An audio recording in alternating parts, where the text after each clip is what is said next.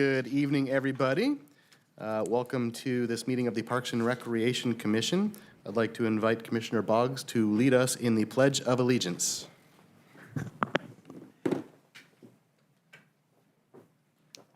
Ready, begin.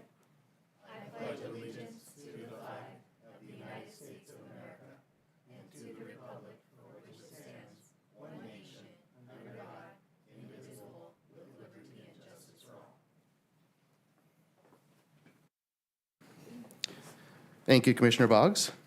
At this time, I would like to call this meeting to order. Individuals wishing to address the commission are requested to complete a speaker card and deliver it to the Parks and Recreation Commission Secretary.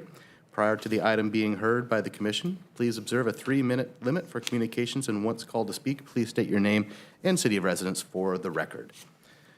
Excited, and here we are in December, to nominate the chair for 2026.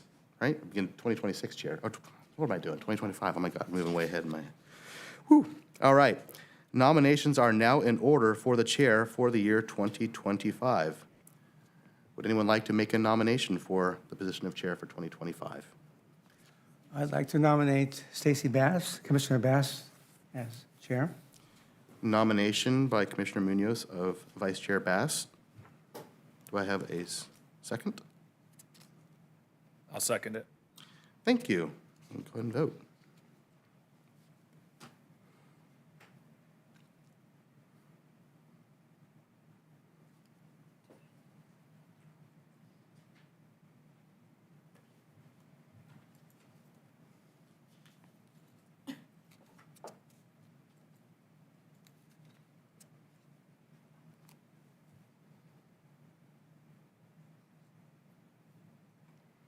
And that passes. Congratulations, now soon-to-be Chair Bass. And we'll move on to item 4, the nomination and election of the 2025 Vice Chair. Nominations are now in order for the office of Vice Chair. Do I have a nomination? I'd like to nominate Commissioner Boggs. Okay, nomination by Commissioner McBride of Commissioner Boggs for Vice Chair. Do I have a second? I second it. Thank you, Commissioner Munoz. Let's go ahead and take a vote.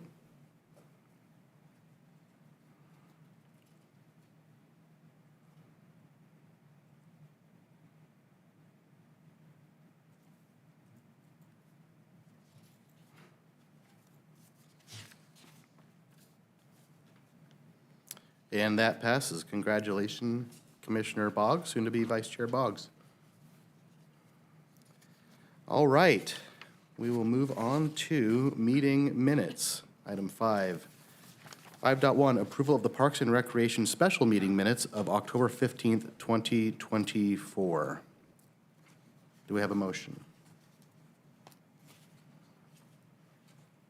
I move that we accept the October 15, 2024 special meeting minutes.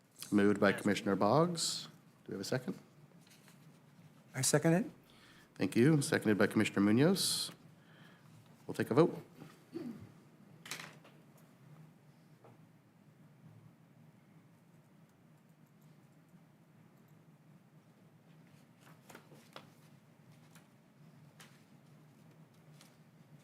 That passes. We'll move on to item 5.2, approval of the Parks and Recreation meeting minutes of November 12th, 2024. Do we have a motion? Before we make a motion, I have a question, Sure.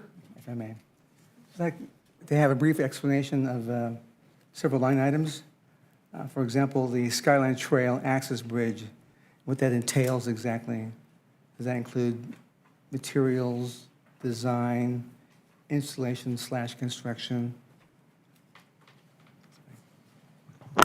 Yes, there is a full CIP for the Skyline Trail Access Bridge. That is a project that was, I think, originally funded in fiscal year 23, I believe, and we have a description of that in the CIP document of everything that's included, but it is fully inclusive of all items. Great, thank you so much. Fantastic. Do we have a motion? I make a motion that we approve as written. Thank you, Commissioner Munoz. Do we have a second? I'll second it. Thank you, Commissioner McBride. Let's go ahead and vote.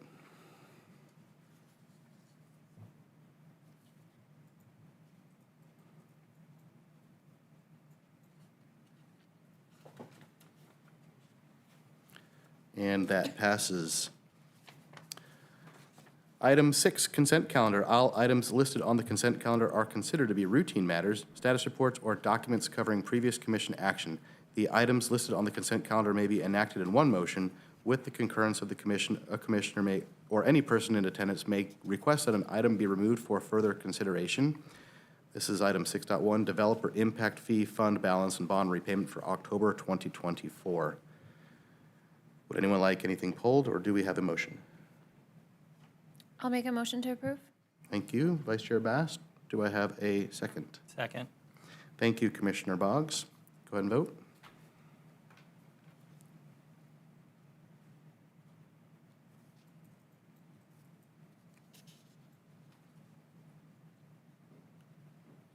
And that passes. Excellent. Item 7, communications from the public. This portion of the agenda is intended for general public comment only on items within the commission's jurisdiction that are not listed on tonight's agenda. Persons wishing to address the Parks and Recreation Commission are requested to identify themselves and state the matter on which they wish to comment. No action will be taken on matters not listed on the agenda. Please observe a 3-minute limit for communications. Ms. Backus, are there any speaker cards from the public tonight? Yes, we have William Nash and Emily Carnes to speak. Excellent. I will welcome you in any particular order. Please come up to the lectern. Very formal. Yeah, here we are. Actually, Mr. Cortez has answered all of the questions that we had, unless everybody wants to know what those were. Basically, how many trees in the old park with the reconstruction are we going to be able to save? And there's a few of them over there where I guess a water main broke. Didn't know that. They look a little stressed, like maybe they haven't had enough water.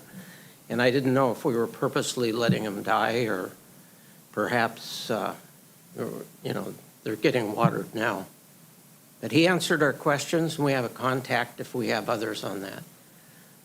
As a background, quickly, I'm with Troop 34 Boy Scouts, and Mrs. Finch has been working with us, helping with an interface to Rios, and Mr. Munoz, Tom, his firm, is also working with us on those merit badges. And the city's been fantastic on their support, so knock on wood, we'll have a lot of Boy Scouts, Girl Scouts with 2 merit badges having to do with architectures soon.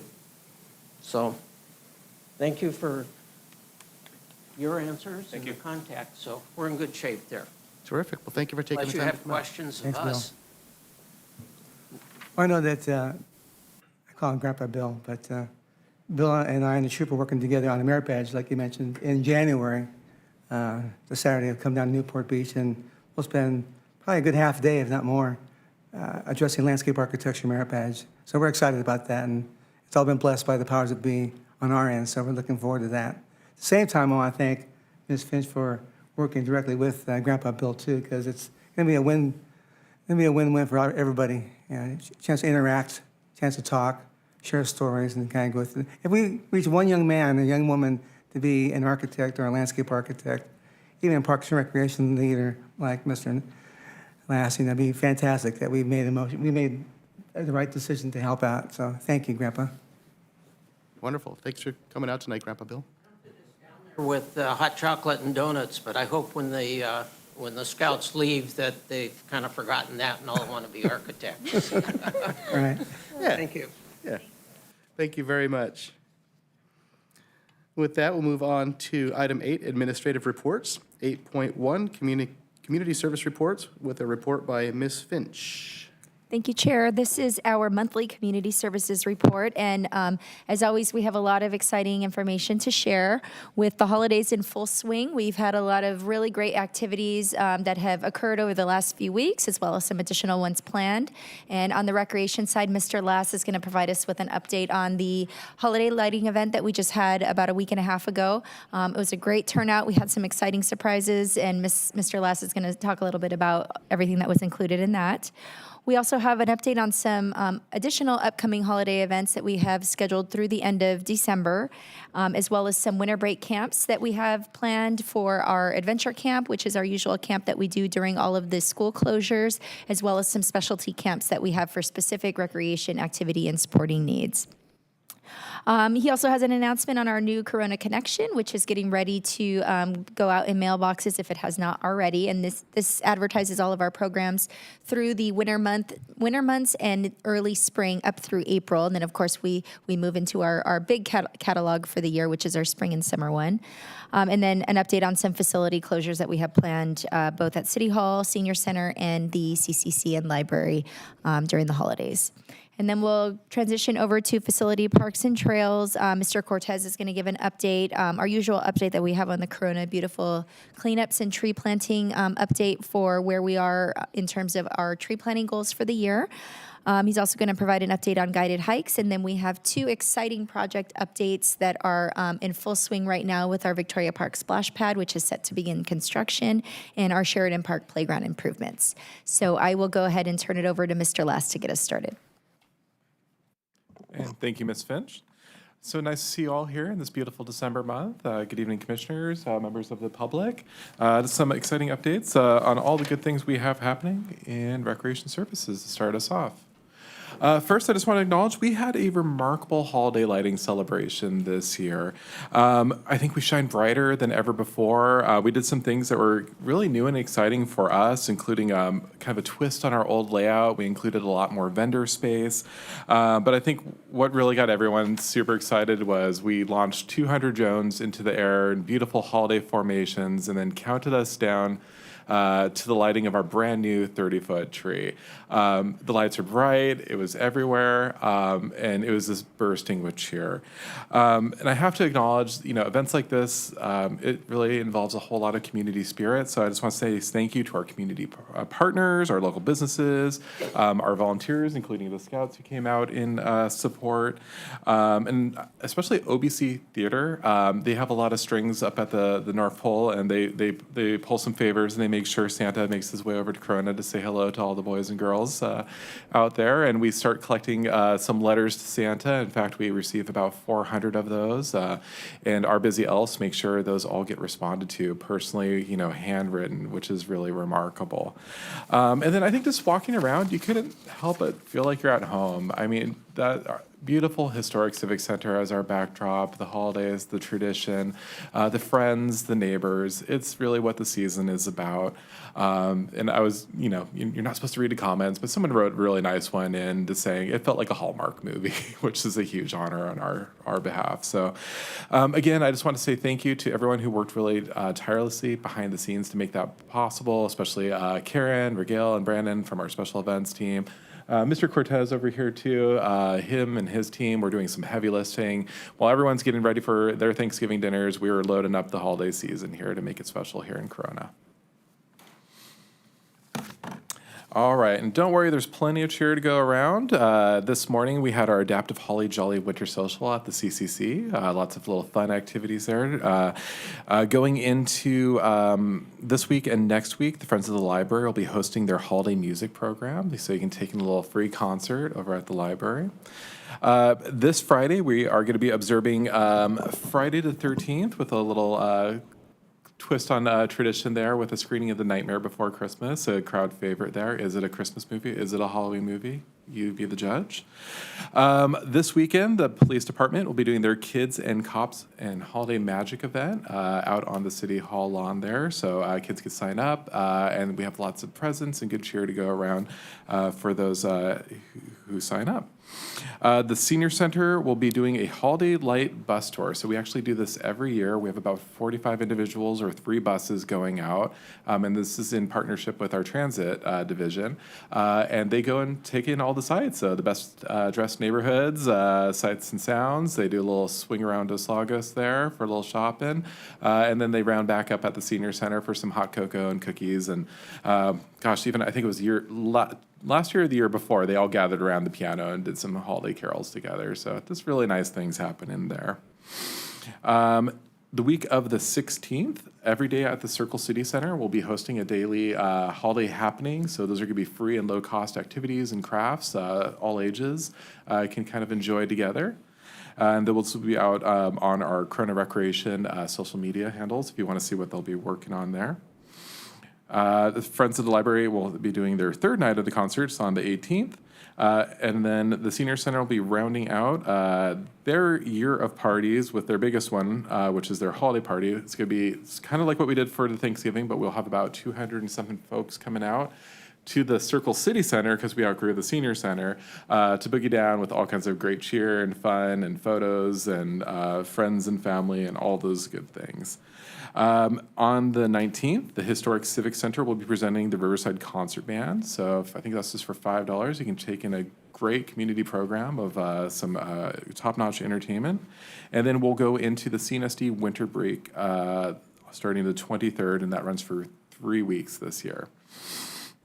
And I think I threw the Senior Center out a lot of shout outs this evening, but one thing I did want to acknowledge is the team over there has been really busy working behind the scenes. In fact, our Assistant Recreation Coordinator, Elena, was able to round up 95 donations for our Santa for Seniors program. So we're making sure no one gets forgotten this holiday season. So I think that's more than we've ever done before, but it's really touching, sweet stuff that happens behind the scenes to make sure everyone's accounted for. All right, while school is out, camp is in.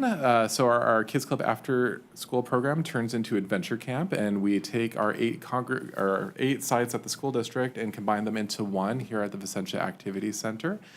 So that will run Monday through Friday, except for the holidays proper. So the 25th and the 1st will be closed. But that goes from 7 a.m. to 6 p.m. Days full of activity and good things. So if you have to work and you need a place to keep the kids busy, very affordable compared to what's out there. But more importantly, lots of fun and engagement. There's regular rotations and activities happening there. And then at our Circle City Center and beyond, we'll be hosting some camps specialized in badminton, basketball, ice skating over at Icetown, indoor multi-sports, and then winter crafts. So if you're looking for things to keep little hands busy, we have plenty of options for you.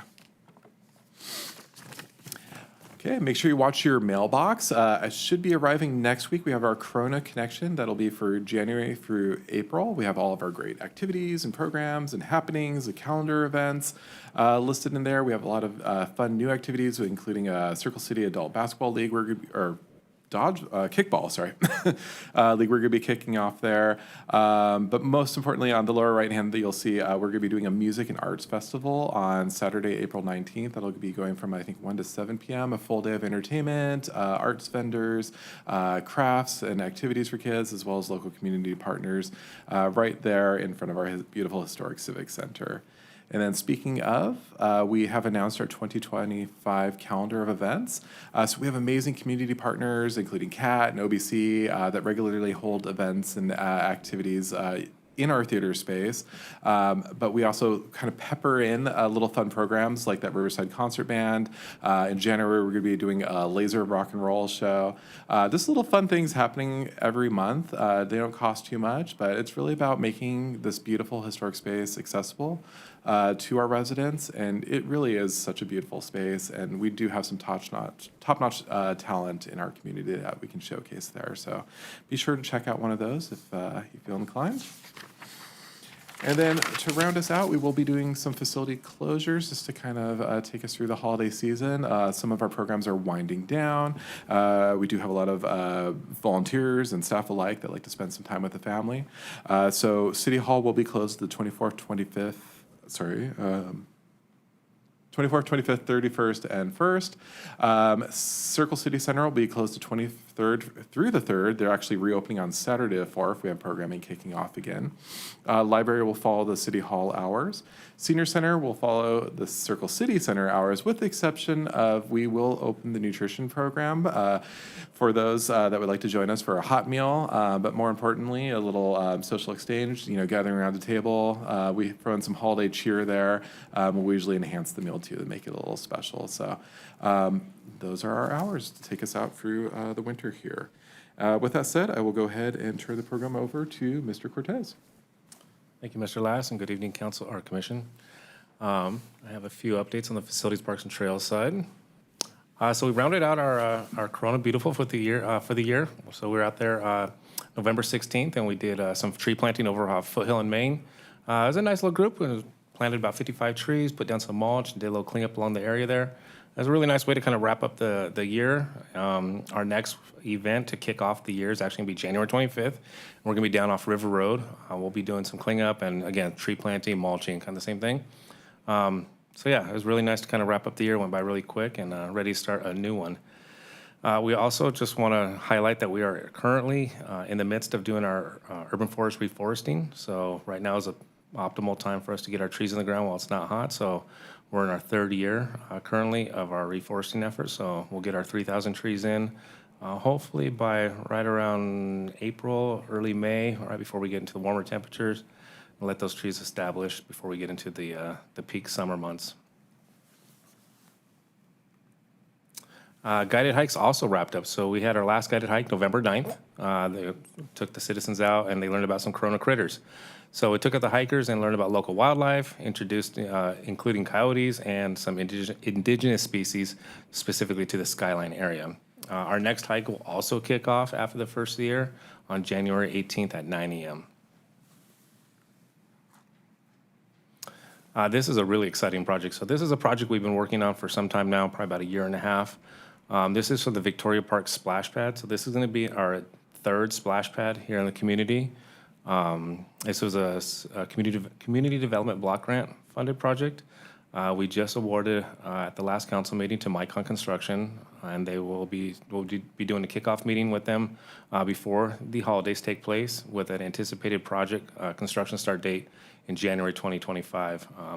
They have a very tight time schedule, and we're going to try and get this opened up in spring of 2025 as we get ready for the summer months. So really, really excited about this one. This is going to be a really, really great project. It's been some time coming. So also Sheridan Park. This is another really exciting project. This one is also community development block grant funded. Right now we're about 90% completed on the plans, and this is one of the playgrounds that we had brought to you several months ago to help us with those design features that we were trying to nail down. So this is that particular project. So you can see it there. Again, we're about 90%, and we expect the bidding process to take place again also after the first of the year, and then we'll be able to start construction shortly thereafter. And with that, that concludes our updates. And if you have any questions, I'll turn it over to Donna. Thank you very much for the updates, everybody. I'd like to welcome my colleagues to ask any questions or relay any comments they may have, starting with Mr. McBride. Well, I'll start with Mr. Lass. I was at the tree lighting. Great job. It was really exciting. First time I've been to it in all the years I've lived in Corona. And sent some videos to my family that live in the area, and they were actually kicking themselves for not joining. So expect a bigger turnout next year. Continue doing the great work. For Mr. Cortez, I did have a question on the tree planting. I know you're saying it's that time of year where you're just starting. Yes. And you have a target of 3,000 by April. Is this zero is where you're starting, or is your starting point you're 20% in? I'm just curious how far into that you are. No, we're probably right around that 15%, give or take. We do a majority of it during winter. There is some tree planting that does have to take place during, other times of the year, but a majority of our tree planting takes place during the cooler months. Yeah, and I'm aware that there's a warranty on them. You've mentioned that to me before. Yeah. What is the watering plan? Is there a supplemental watering plan? I know you said you were working at Maine and Maine and Foothill this week. Yes. And I know that area looks like it's sometimes challenged. Is there a supplemental watering that happens for those, and how long does it happen? So the contractor provides 1 year watering as well as 1 year of warranty on the trees. So we do water the trees. There are some areas where, there is no irrigation, especially if you start to get into some of the residential neighborhoods where maybe they've removed their turf and kind of gone, drought tolerant or whatever. So in those cases, we'll work with the residents and provide them like a gator bag. So that way, after the supplemental watering's done, they can put that gator bag out there, once a week or a couple times a week to give us some deep root watering. But there is 1 year worth of watering that is included once we plant the tree. Okay, thank you. Thank you, Commissioner McBride. Commissioner Boggs? Thank you for the presentation. I don't have any other questions, but thank you for it. Thank you. Commissioner Munoz? Yes, I have a few comments. First of all, the lighting celebration was phenomenal. I mean, It's amazing what happens in the background. We don't see that all the time, but when you hear about it and see people flying around and doing things, the city really meshes together. I mean, trash receptacles, benches, fencing, overhead structures, and then gathering people in the right place at the right time. It's phenomenal what happened, so I'm excited. One question I did have, I think you answered it already, was did Santa Claus get all the letters?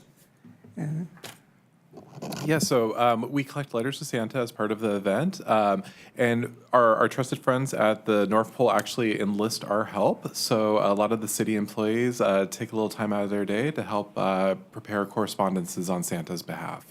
Perfect, perfect. Yeah, so there's 400 of them, and then we route those actually through the North Pole, and they all get the postal little stamp on there too. So it's really kind of a neat treasure when that comes back in the mail for each of the families. Oh, cool. How exciting. Another question was on the vendors. We had quite a few vendors with excellent food that was there. And then I had to stand back because I gained weight like a balloon, so I don't eat that much food. So my question, have the vendors had a chance to provide feedback to the city yet and saying, good job, thumbs up, count me in next year? Yes, and I have to credit to our street fair event as well as what we've been doing at the 4th of July. We've just been really building a great reputation with a lot of the local vendors, the business startups, the food trucks. We're really starting to get on the map as a destination for our events. They're always asking when the next one is, and they're kind of giving us a big thumbs up after their event that they did pretty well. This year, we had the most vendors we have ever had. We had about 30-something artisanal and craft vendors, and then about another dozen food vendors there too. And one thing that's really neat about our event is we do a lot of work behind the scenes to make sure we have a variety of food vendors, but also to have good price points. And I think that also helps drive the traffic to the trucks, because you're not just spending everything at one truck and you're done, but you can kind of get a sampling of like, oh my gosh, where did you get that? Or, oh, those churros look delicious, you know, and kind of sample a little bit of everything. And I was kind of standing in the middle at one point too, and it was just really fun to see people engaging, like, where did you get that? And then people are like posing with their pictures, or, you know, kind of like you do at the fair, but just really great vendor experience. Fantastic. Also want to do a shout out to Troop 523 that was handling the 40 tons of snow and sleds and tubes. They did a great job, so high five to them. So overall, I think it was a home run. I can't wait to see what happens when we transition over to City Park and how it's going to be twice the size or 3 times the size, but it'll be all good. Excited about that. And going through the pages here, I saw the kids on the sleds, and those smiles are the priceless smiles on these kids. Fantastic. And then the brochure, it amazes me how vibrant the magazine covers are. I mean, just seeing the kids smile and the adults working with the kids, but it's really vibrant and fantastic, and it just impresses me continually. And then one question on the 2025 schedule here. Elvis will be here next year? Elvis will be in the building, yes. I saw Scott Bruce here several years ago at another shopping center here in town. Amazing. He walks out there, you go, this is Elvis Presley. That's amazing. And it sounds exactly Yeah, like we him. think that's going to be a popular one, and we did Johnny Cash this year too, and that was very well received. The acoustics of that space lend very well for rock concerts. Perfect. And the picture with the bench and the light and the snow, is that the north end of town or what? That's an aspirational moment. That's where I'm living in my head right now when I think of the holiday closure. I just think of, you know, there being snow on the street and me being warm home in bed. Reality is there's probably be palm trees swaying in the wind. But I'm hoping I'll be in town Saturday, January 25th to work with you, Mr. Moses, on the Corona Beautiful. It's the last one of the year. It'd be kind of nice to be part of that. So if the winds blow in my direction, I'd like to be part of that. And then looking forward to seeing Victoria Park splash pad in action. Be kind of nice to see the grand opening, be a part of that. And Sheridan Park, it's amazing. So anyway, overall, fantastic presentation and good job. High five. Thank you, Commissioner Munoz. Vice Chair Bass? Yes, thank you for the presentation. It sounds like it was amazing, and I did just want to acknowledge that all the work that goes into creating all the magic, and thank you for everyone's hard work and all the staff. I also think it's coming through the year shows just how you guys have been a reliable source for creating these types of community events, and I think that's why the attendance continues to increase. So great job, and thank you to everyone there. I did have a question for the Kids Club Fall Adventure Camp. Do you know about like what the capacity is and where we're at with signups? Well, we just finished fall, so going into winter. Yes. Yes, so we can take up to 120 campers. Week 1 is our lowest attended, but that's also the week of Christmas proper. So it's like right there in the middle of the holiday, and then we pick up the following weeks. And we're filling up pretty quick. A lot of our parents kind of wait until they figure out what their plans are. But we do send reminders out. So as we transition out of the last week of after-school camp, we send reminders to all the families, and we usually see that fill up. And usually we say like right under capacity for the holiday camps, but summer, last year, we were selling out some of those weeks there. So it does get kind of popular. Okay, yes, I definitely want to encourage parents, if they're interested, to sign up sooner rather than later. And then for the partial day camps, where would you sign up for that? When I go to coronaca.gov calendar, I don't see it. Go to coronaca.gov/registration. Okay. And that'll take you to our Civic Rec platform, and you can actually search by name any of those activities. There's also catalog tabs if you just want to hit camps and see what's kind of available. It's much like our brochure. You can kind of flip through it and find out all the different happenings there. And then always, if you have questions, our friendly team at the Circle City Center is available 6 days a week. You can send us emails, give us a call, walk in. We're happy to help you and find good activities for you and your family. Okay, thank you. And I think that was it. Yeah, and just really excited to see the splash pad come out, and I know we've been waiting for that one, so that should be perfect timing for next spring and summer. And then the Sheridan Park as well is really exciting, so thank you. Thank you, Vice Chair Bass. I want to echo a lot of my colleagues' sentiments on everything we experienced last weekend. I unfortunately had missed the previous 2 years. The last time I was there was 3 years ago, and boy, oh boy, I could not believe the transition from that time to this year. It was incredible. All the things that I wish were there when I went there the last time were in place, and I was just blown away. It was terrific, and I have a background in live event production, so absolute respect to everything that went into making that happen, to the logistics down to the trash cans, because I needed them and they were there, and people were emptying them, and it was really well done. So major kudos. The tree looked great. It's going to look great in whatever park it ends up in. It's going to, just kidding. No, that was a hit. It really was beautiful. The drone countdown to the lighting was terrific. Lots and lots of oohs and ahs. I mean, you knew when that happened, right? The crowd just erupted. The snow play, the sledding, my kids loved it. The low price of free for the community, which is really rare, right? Because a lot of these, winter things have significant cost to participate in, and it was great, and it was accessible to everybody. The Boy Scout troop did great. My kids squealed with delight. The characters, Santa Claus, obviously, you just can't have enough Santa Claus, right? It's always the thing, but having the other vignettes there were perfect, right? You had Mrs. Claus, and you had the Grinch, and you had Elf on the Shelf, and it was wonderful. And the performances, I have to shout out to the consistent string of performances that we had on that stage were just wonderful. And, that they're all community members too was just an extra special touch. So I just wish more people knew about it, right? I socialized it a little bit on the west end of town because sometimes that area, Sierra del Oro, they kind of feel a little disconnected from the rest of Corona.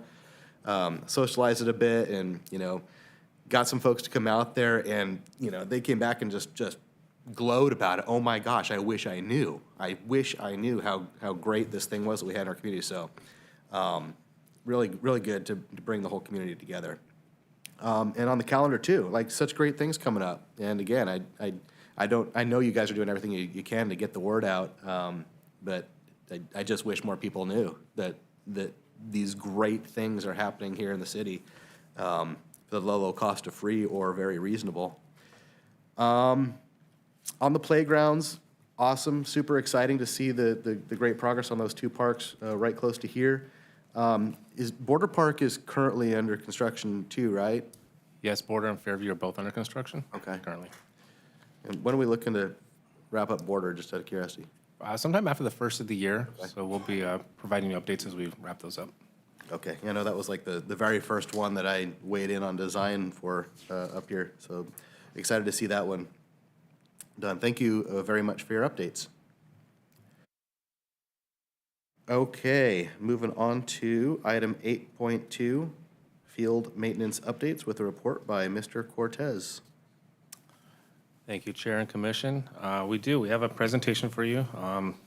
Over the past few months, we've heard from several of our leagues, and we wanted to kind of take a deeper dive into this and provide you guys an update on the maintenance and renovation side of the house. So I'll kind of walk you through what we're currently doing and some things that we're kind of exploring and looking into. So the ask today is that the Commission receive an update on the current field and maintenance renovation practices.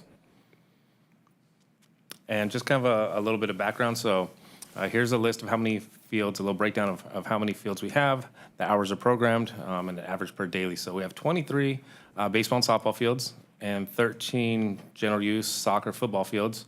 And there you can see the hours of usage for fiscal year 24. So some pretty high numbers. It comes out to about an average of 4 hours per day for your baseball, softball, and about just under 6 hours for your softball or soccer and football.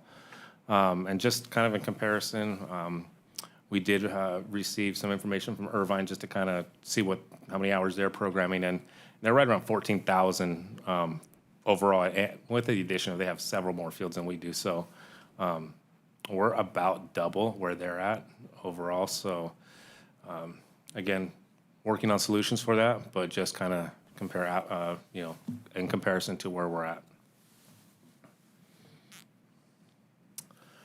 Field renovation background. So the Parks Division has historically done field renovations 2 times per year. Renovations fall between fall and spring. We try to avoid the primary play seasons to not interrupt play. This typically happens right around the 4th week of November, and fields are turned over right around the first part of February. And the summer renovation takes place right around the 4th week of July, leading to right after the 4th of July. And we turn those over right around the Labor Day weekend, first part of September. The renovations ensure that the fields are in safe and playable condition for the leagues as we turn them over. So a little bit on the renovation process. So renovations occur once the leagues wrap up their season. So we're usually in communication leading up to the renovations, probably about a month before, trying to gauge when they're going to wrap up their seasons, if they have any extra games, makeup games, playoff games, if weather impacted them at all, if we had rain. We do try to work with them on that portion. Fields do not close until the renovation begins. So we do try to update all our leagues and share with the commission and the public that renovations are going to be occurring in this window.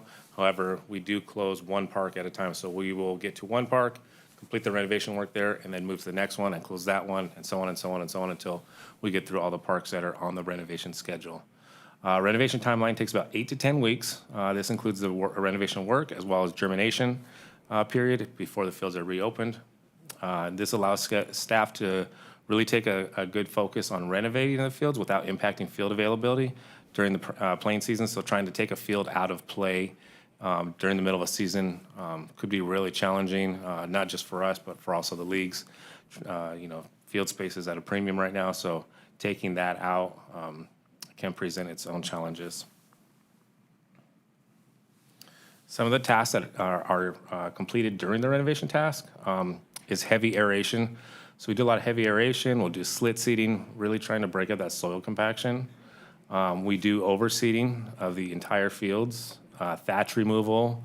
On the soccer and general use fields, we do sanding with 1 mil sand that takes out a lot of the undulations and kind of creates a level playing field again. We do sod the bare areas, and you primarily see that on the soccer and general use fields as well, right around the goals or those heavier traffic areas. We do fertilizing with a slow-release fertilizer, and we do top dressing with an 80-20 topsoil mix. So it's an 80% kind of compost and about a 20% sand mix in there. And then at the end, we block off the fields and put up field closure signs to allow that, those fields to rest and get that proper germination period. On the routine maintenance side, so these are kind of your tasks that are occurring throughout the year. So we do weekly mowing on the fields. There are occasional times, if there's a tournament or something, that we'll have to get out there twice, especially during summer, as that Bermuda and Kikuyu grass really is in this growing season. We edge the fence lines and the valve boxes weekly. We do irrigation maintenance and repairs as needed. Anytime we have an irrigation leak or broken heads, we go out there as needed and repair those. Rodent control is also as needed, so we have gophers, bees, fire ants are on a monthly basis with our pest control contractor. Leveling out large holes or worn out areas, again, kind of referring back to the soccer goal areas, you really start to see a big dip in there, so we'll try to keep those filled in as best we can. On the baseball fields, we'll check the base pegs that they're secure and make sure that nobody's going to trip or hurt themselves on those. And then we do monthly lighting checks as part of the regular inspection process.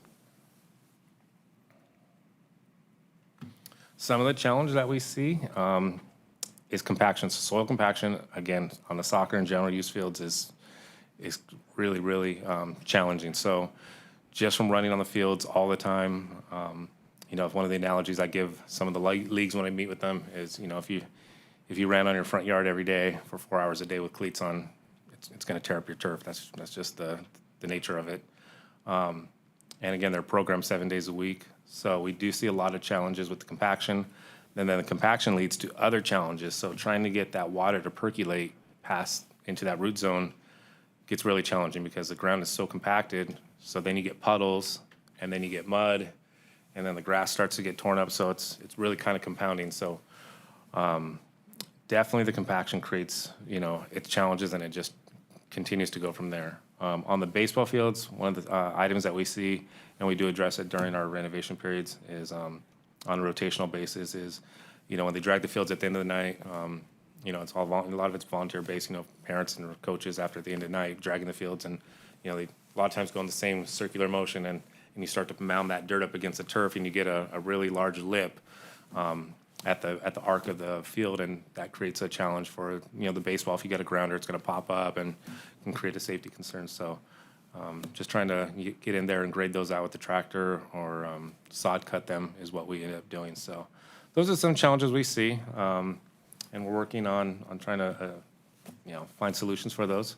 Some additional tasks that we're going to be implementing to help alleviate some of those is we're going to add an additional aeration in between our regular renovations.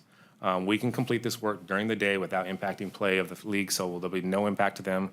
There will be some small plugs on the turf, but those will get watered in, not a big deal, but that's going to really help with that soil compaction. So it'll help with drainage as well as loosening up that soil. And then we'll also be doing a fertilizing. So that'll help the fertilizer, really take off and get to those root zones where we need them. Hopefully be able to, have the turf hold up a little better throughout the season. We're going to be doing some broadleaf treatments in spring to address some of those invasive weeds and grasses. We'll also do some additional periodical check-ins with our leagues just to kind of check in and see how they're doing, keep them informed as we lead up to the next round of renovations, and just make sure that the work that we're going to be performing is in line with what needs to happen to those particular fields. And also additional field inspections, so not just checking in with the leagues, but also having our staff just kind of put a closer lens on the fields and take a deeper look at those fields and kind of proactively, hopefully, address some of these issues. Do we need to adjust watering, increase watering, things along those lines. Some next steps is we've already reached out to several cities and working with them to kind of see and pick their brains on what they're doing for renovation practices, how many hours they're programming their fields, as well as ongoing maintenance. So trying to see if there's anything that we're not doing that we can incorporate into our maintenance or renovation schedules and kind of find some solutions to maintain our fields in good playable condition and be able to report that back to commission and council as we receive some direction from some of our previous council meetings. So we'll be bringing back an update in Q1 with our findings and our recommendations and kind of keep the conversation going. And with that, I'm available for any questions. Thank you very much for that report, Mr. Cortez. Ms. Backus, are there any speaker cards or written comments from the public on this item? No speaker cards. Thank you. And I will turn it over to the commission for questions or comments. Commissioner McBride, do you have any comments? So, thank you, Mr. Cortez. This is a tough subject. I know field maintenance is tough, especially with different age groups. You know, they all tear it up different ways. Spent a lot of years on a soccer field myself, so I understand what you're fighting against. A couple of quick questions for you, though. When it comes to the fields, issues on them, I know you mentioned that you're checking in with the leagues. Do they have a formal way to feedback that they're seeing an irrigation problem? And if they do they actually use it? So a lot of them will actually reach out directly to the rec staff on the permit side, or they'll reach out to the maintenance side and just let us know, hey, we're out here tonight and, you know, there's a wet spot, something seems up. So they usually report it that way, and then we create a service request for our staff, so that way we have that documentation that when staff went out and addressed it, fixed it, and what the solution was. Okay. They can also use C-Click Fix, so we do get quite a few of them using C-Click Fix, and then same thing, you know, we'll create a service request and follow up that way. Okay, thank you. And then the other question I have is, when it comes to these fields, and I understand the goalies tearing up their own area, just you're standing in that area quite often. Has the city explored reorientation of the fields from north-south to east-west play? And also maybe shifting age groups? I know older, they're a little heavier, harder footed. Has there been any exploration of maybe switching the younger youth fields with the older, maybe every year or every, you know, even during the middle of the season, just take some of that stress off the fields? Yeah, I think that's a great point. That is something that we've kind of discussed. I don't know if it's currently being implemented. The leagues will primarily program their fields, you know, and schedule their games, you know. For Santana example, you know, they have the 3 soccer fields, and they kind of program them. We will address, you know, we'll reach out to them if we see some of those pictures. You know, you see the really, really rutted out areas, and we'll ask them, hey, can you rotate the goal to a different way? And again, I know that creates some challenges for them too, because they can only orientate a field so many ways and still be able to keep as many games as going. But yeah, great point, and you know, these are all great things that we'll hopefully have discussions with at the ad hoc committee and be able to kind of come up with some solutions. That's it. Thank you. Thank you. Thank you, Commissioner McBride. Commissioner Boggs? Thank you. Mr. Cortez, thank you for the presentation. I have, I think, just 3 questions. With the rodent control, I'm assuming we're doing something negative with some of these rodents. Are we killing the bees, or are we like reaching out to some of the beekeepers in the local area and seeing if they can reorientate the bees, move the bees, save the bees? So we don't, at the moment, keep the bees. Usually it's, you know, they typically go in the valve boxes is where we find them. And, you know, and the way we find out about it is, you know, usually kind of more, we do try, like when we mow, we will, you know, you can tell the bees flying in and out of the boxes, and we'll try to proactively, you know, treat those. But there are other times where, you know, we got a game going on and somebody stepped on a valve box and upset the bees, and, you know, we're plugging it with steel wool and then coming back after the fact and treating them.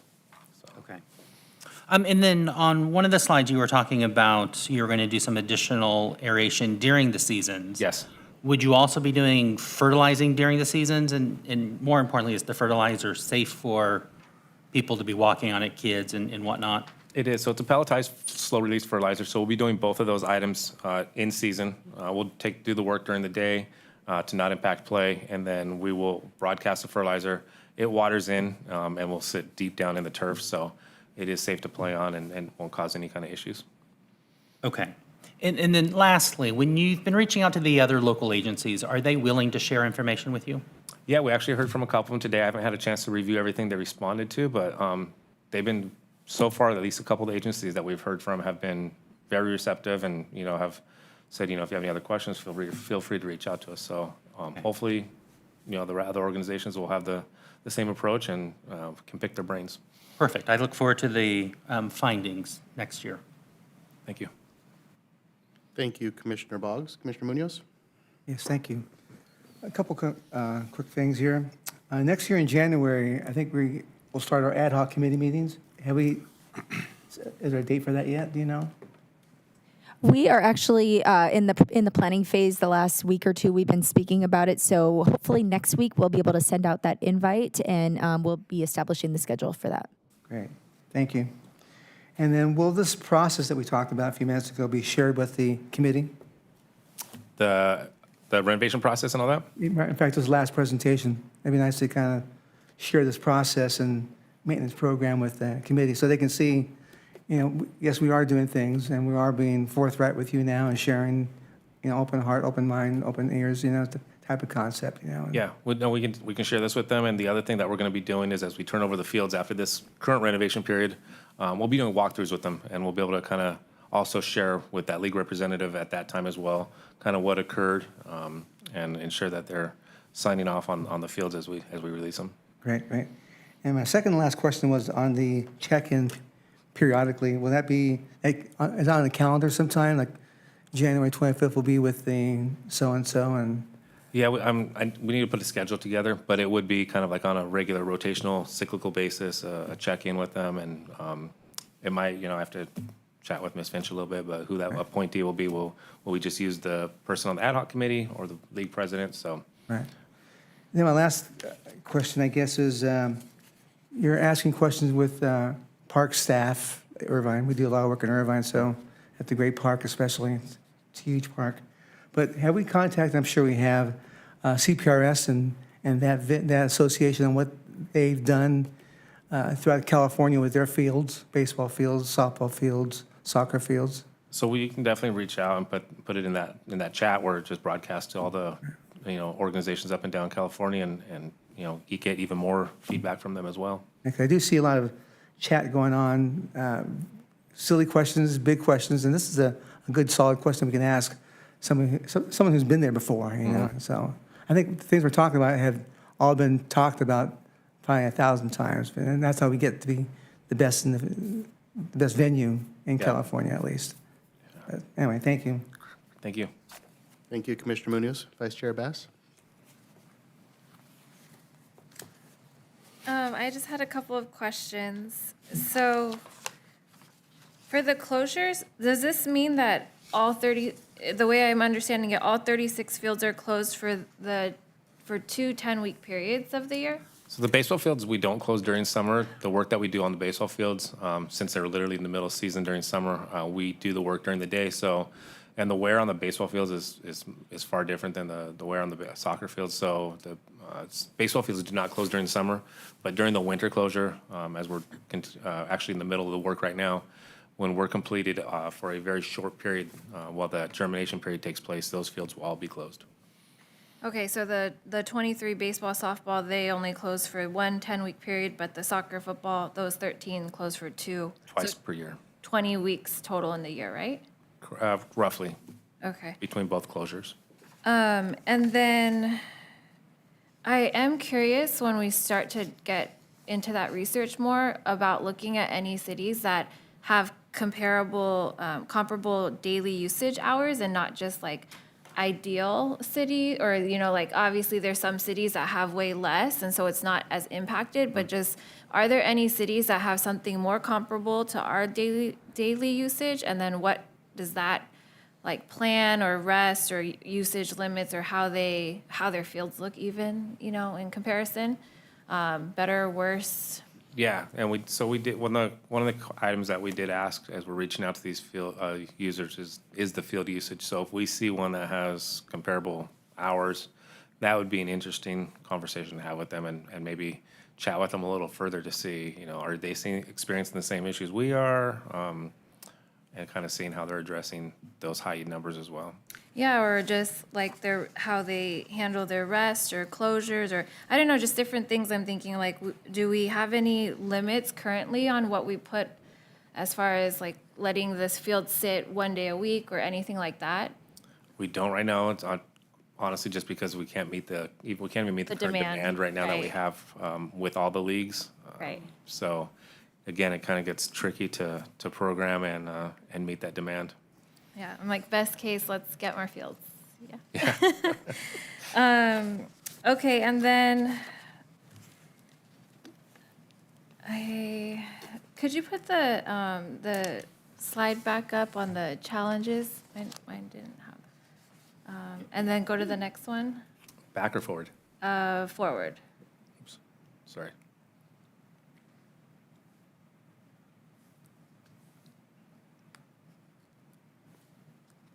Okay, and I was thinking, so additional field condition inspections with the parks maintenance staff, so is that gonna be, kind of like at the beginning of the closure period, or what were we thinking? That'll be ongoing throughout the year. So right now, our park staff's already there all the time. They already have a weekly checklist that they're doing of the overall park, bathrooms, playgrounds, parking lots, things along those lines. So we're just gonna add some additional tasks to that inspection form, as well as letting them know they're well aware of some of the challenges that we're experiencing with the fields. So having them really kind of just take a little more time and put a little closer lens on the fields. And looking for any of those, worn out spots or irrigation issues or anything that we can do to help alleviate any of these problems and kind of take as much of a practiced approach as we can.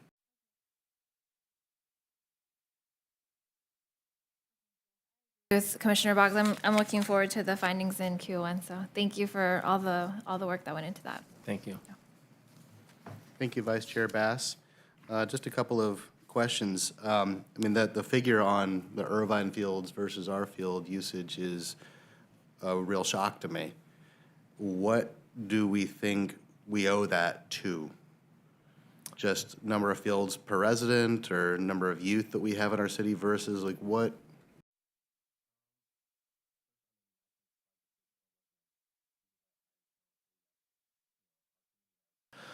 A lot of leagues, between your little leagues, your ponies, your ASOs. We just have a very high demand, so we're using the available field space that we currently have. Oh.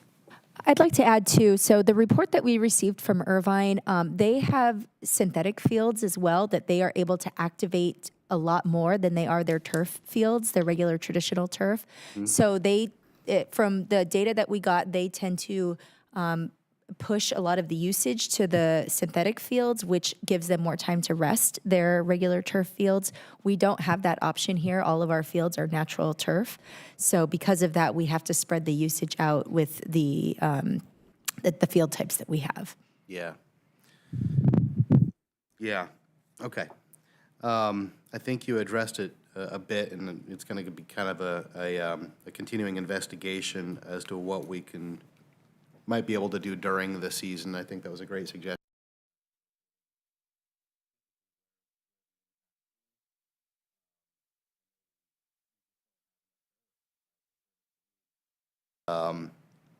But the additional, things like the additional aeration sound good, right? Because we throttled those fields, man. What about like different grass varieties or anything like that, other than plastic grass? Is there any other varieties that might be more resilient to wear, or are we kind of at? Yeah, most cool season turfs are not going to hold up to it. So using Bermuda and Kikuyu, which is primarily what we have, does hold up. It does go dormant during winter, which is why we overseed. But those are pretty much the main turfs that you're going to see on sports fields. Okay. On slide 7, we have the routine maintenance tasks, and a couple of them, notably level or filling in large holes as needed and checking base pegs as needed. What defines as needed? Would someone need to report that? Yeah, so it'll be either it's reported or when the guys are doing their inspection, if they come across a base peg that's missing, they're going to go ahead and take care of that. If we're doing some rodent control and we have a bunch of gopher holes, we're going to go through and fill those in. Or when they're mowing and they come across a really large worn out area, we're going to get some 1 mil sand and some topper and kind of level that out. Okay. I think it may be helpful. You've done a great job of kind of the before the renovation or the refreshing of the fields and after.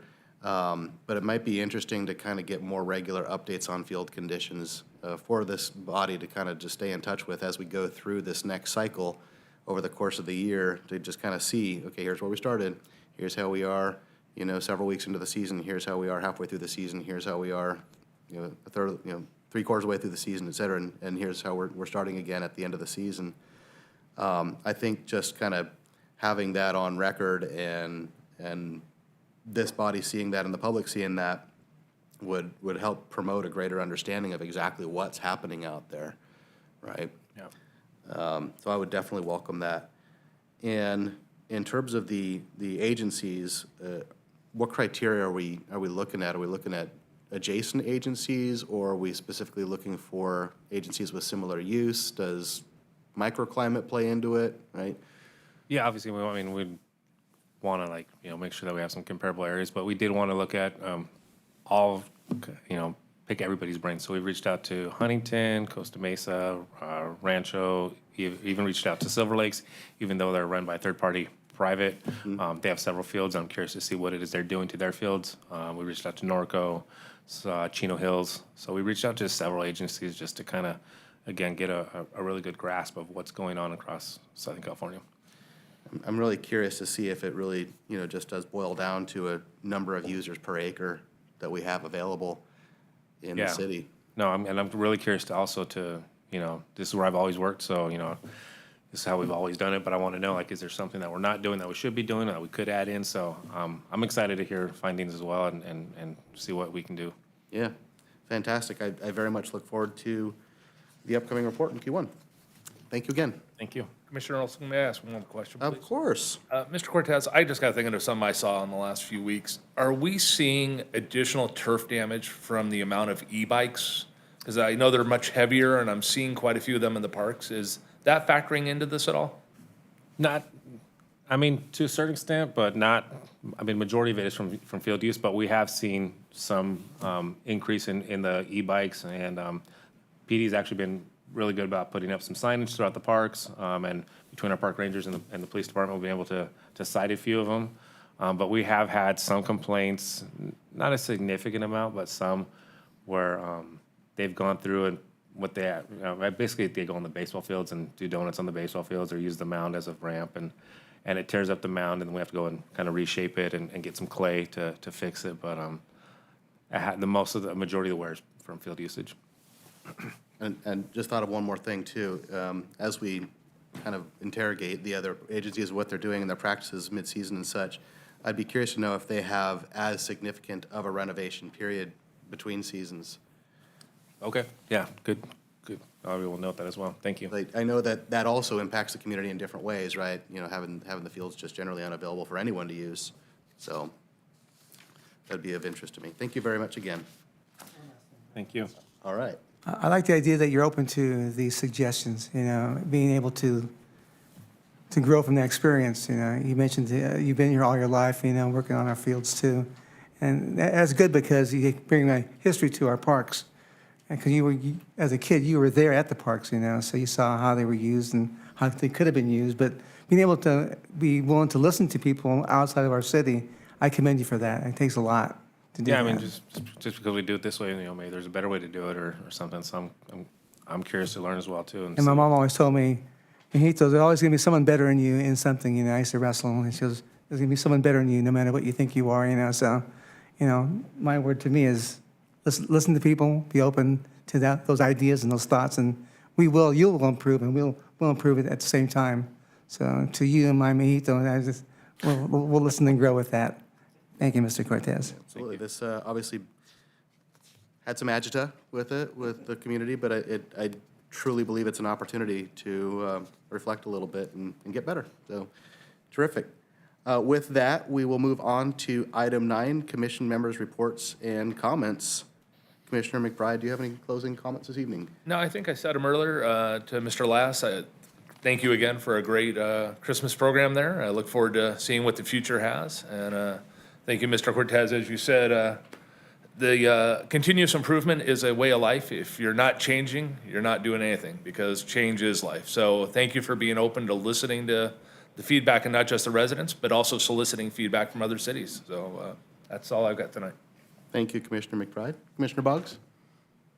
Thank you. I just want to extend my thanks and gratitude to Mr. Lass, Mr. Cortez, and Ms. Finch and to all of your staff. So if you can just convey my thanks and gratitude to your staff. You all have done an outstanding job in my 3 months sitting up here. So thank you for making that a very nice experience so far. So I'm very impressed by everything that you do and everything that you do for the city. And so just please extend my gratitude and thanks.